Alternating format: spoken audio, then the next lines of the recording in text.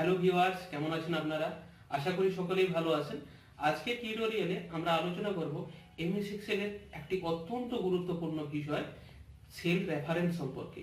ভিডিওতে যাওয়ার আগে আপনাদের কাছে অনুরোধ, আপনি যদি চ্যানেলে নতুন হয়ে থাকেন তাহলে চ্যানেলটিকে অবশ্যই সাবস্ক্রাইব করবেন এবং পাশের নোটিফিকেশন বেল আইকনে ক্লিক করবেন পরবর্তী ভিডিওর নোটিফিকেশনকে পাওয়ার জন্য। সবার প্রথমে আমরা একটা এক্সাম্পলের সাহায্যে সেল রেফারেন্সটাকে বোঝার চেষ্টা করব। এখানে একটা টেবিল রয়েছে যেখানে number of male 50, number of female 70।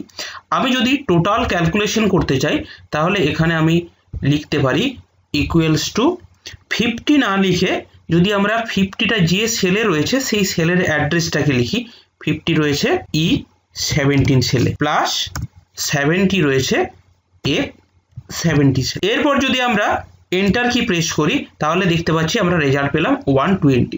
অর্থাৎ এখানে ফাংশনের মধ্যে আমরা ভ্যালু না ব্যবহার করে সেলের অ্যাড্রেসটাকে ব্যবহার করছি। তো এটাই হচ্ছে সেল রেফারেন্স। আমরা সেল অ্যাড্রেস ছাড়াও আমরা যদি এটাকে আবার লিখি ইকুয়ালস টু সাম এবং যদি সেল রেঞ্জটাকেও আমরা সেলের রেফারেন্স হিসাবে ব্যবহার করতে পারি, সেক্ষেত্রেও আমরা একই রেজাল্ট পাবো। এমএস এক্সেলের সেল রেফারেন্স তিন ধরনের হয়, রিলেটিভ, অ্যাবসুলেট এবং মিক্সড সেল রেফারেন্স।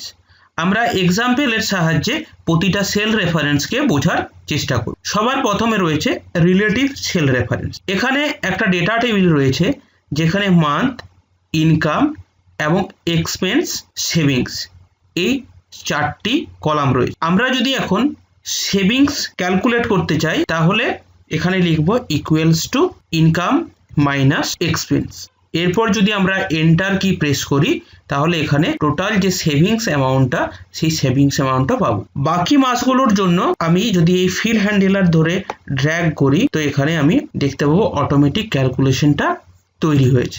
এখানে আমি যদি ফর্মুলা সেল রেফারেন্সটাকে দেখতে চাই তাহলে আমি এখানে ফর্মুলা থেকে শো ফর্মুলা বলে যে অপশন রয়েছে এখানে ক্লিক করব।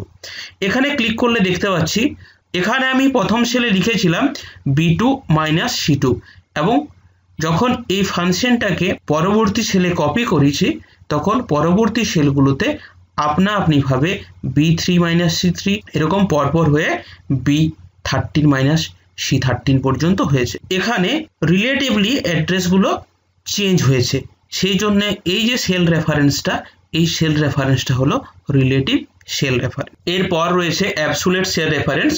এখানে একটা ডেটা টেবিল রয়েছে যেখানে আইটেম, এমআরপি এবং ট্যাক্স অ্যামাউন্টের কলাম রয়েছে। এমআরপির 5% হিসাবে ট্যাক্স অ্যামাউন্ট কত হবে সেটা ক্যালকুলেশন করে বার করতে হবে। তো আমরা যদি ট্যাক্স অ্যামাউন্ট ক্যালকুলেশন করি তাহলে এখানে লিখব সমান রাইসের যে এমআরপি রয়েছে 100 ইন্টু 5%। এরপর যদি আমরা এন্টার কি প্রেস করি তাহলে এখানে দেখতে পাচ্ছি ট্যাক্স অ্যামাউন্ট এসেছে 5।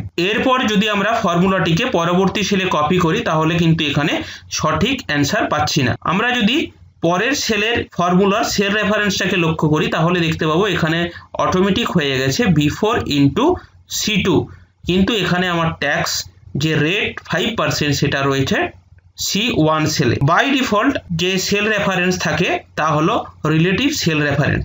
আমরা যদি সেল রেফারেন্সকে অ্যাবসুলেট সেল রেফারেন্স করতে চাই তাহলে কলামের যে নাম রয়েছে C এবং রোয়ের যে নাম্বার রয়েছে 1 তার আগে $সাইন অ্যাড করতে হবে। এরপর আমরা যদি এন্টার কি প্রেস করি তাহলে ট্যাক্স অ্যামাউন্ট হিসাবে 5% এসেছে এবং ফর্মুলাটাকে পরবর্তী সেলে কপি করলে আমরা সঠিক রেজাল্টটাকে পাবো। এবং আমরা যদি এখানে ফর্মুলার সেল রেফারেন্স লক্ষ্য করি তাহলে দেখতে পাচ্ছি B5 ইন্টু প্রতিটা সেলের ক্ষেত্রেই কিন্তু C1 যে সেল রেফারেন্স সেটার ফিক্সড রয়েছে। অর্থাৎ একটা সেল রেফারেন্সকে পরবর্তী সেলে কপি করার সময় সেটা যদি অপরিবর্তিত অবস্থায় থাকে তখন সেই সেল রেফারেন্সকে বলা হয় অ্যাবসুলেট সেল রেফারেন্স। যে সেল রেফারেন্সে অ্যাবসুলেট এবং রিলেটিভ এই দুই ধরনের সেল রেফারেন্সের বৈশিষ্ট্য লক্ষ্য করা যায় তাকে মিক্সড সেল রেফারেন্স বলে।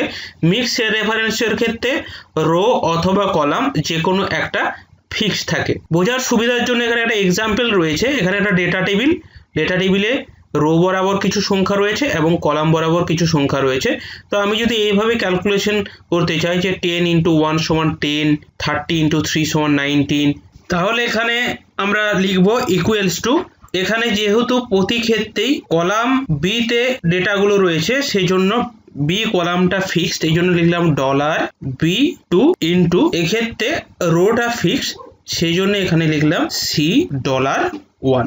এরপর যদি আমরা এন্টার কি প্রেস করি এবং ফর্মুলাটাকে যদি পরবর্তী সেলে কপি করি, তাহলে দেখব আমরা যেভাবে ক্যালকুলেশনটা চেয়েছিলাম সেইভাবে ক্যালকুলেশনটা এসেছে। এবং আমরা যদি সেল রেফারেন্সটাকে লক্ষ্য করি তাহলে দেখব যে প্রথম সেল অ্যাড্রেসের ক্ষেত্রে আমরা কলাম নেমের আগে ডলার সাইন ব্যবহার করেছিলাম, তাই এখানে কলামটা ফিক্সড, এবং দ্বিতীয় সেল অ্যাড্রেসটার ক্ষেত্রে রোয়ের নাম্বারের আগে ডলার সাইন ব্যবহার করেছিলাম, তাই রোয়ের নাম্বারটা এখানে ফিক্সড রয়েছে। তো এই সেল রেফারেন্সের ক্ষেত্রে অ্যাবসুলেট এবং রিলেটিভ দুই ধরনেরই সেল রেফারেন্সের বৈশিষ্ট্য আছে, তাই এটি হলো মিক্স সেল রেফারেন্স। আজকের ভিডিও এই পর্যন্তই। ভিডিওটিকে ভালো লেগে থাকলে অবশ্যই লাইক ও কমেন্ট করবেন এবং বন্ধুদের সাথে শেয়ার করবেন।